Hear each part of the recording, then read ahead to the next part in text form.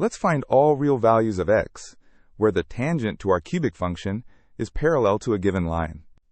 Here we see the cubic curve and a line. We need to find where the curve's tangent has the same slope as this line. First, let's understand what it means for lines to be parallel. We're given the cubic function, f of x equals x cubed plus 3x squared minus 9x plus 2.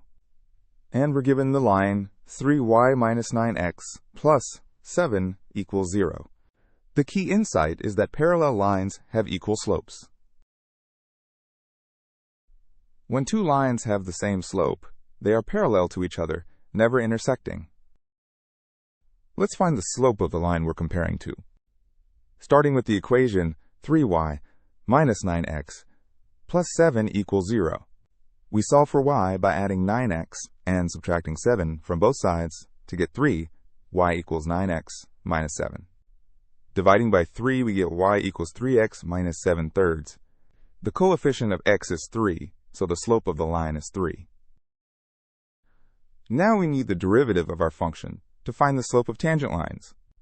Our function is f of x equals x cubed plus 3x squared minus 9x plus 2. The derivative tells us the slope of the tangent line at any point on the curve. Taking the derivative using the power rule, we get f prime of x equals 3x squared plus 6x minus 9. The derivative at a point gives the slope of the tangent line, touching the curve at that exact location. Now we set the derivative equal to the target slope. For the tangent to be parallel to our line, f prime of x must equal 3. So we set 3x squared plus 6x minus 9 equal to 3. Subtracting 3 from both sides gives 3x squared plus 6x minus 12 equals 0. We can simplify this equation. Let's solve this quadratic equation for x, starting with 3x squared plus 6x minus 12 equals 0. We can divide everything by 3 to simplify, giving x squared plus 2x minus 4 equals 0. We'll use the quadratic formula to solve this equation. The quadratic formula is x equals negative b plus or minus the square root of b squared minus 4ac, all over 2a. Here, a equals 1, b equals 2, and c equals negative 4. Substituting, we get x equals negative 2 plus or minus the square root of 4 plus 16, all over 2. This simplifies to negative 2 plus or minus the square root of 20 over 2.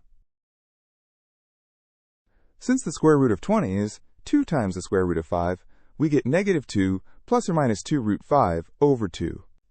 Dividing by 2, we get our final answer. X equals negative 1 plus or minus root 5. We have two x values where the tangent is parallel to the given line. The first solution is x equals negative 1 plus root 5, which is approximately 1.236. The second solution is x equals negative 1 minus root 5, which is approximately negative 3.236. Here are the 2 points on the curve where the tangent lines have slope 3, making them parallel to our original line.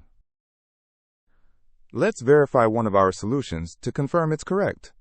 Taking x equals negative 1 plus root 5, substituting into the derivative gives 3 times the quantity negative 1 plus root 5 squared plus 6 times negative 1 plus root 5 minus 9.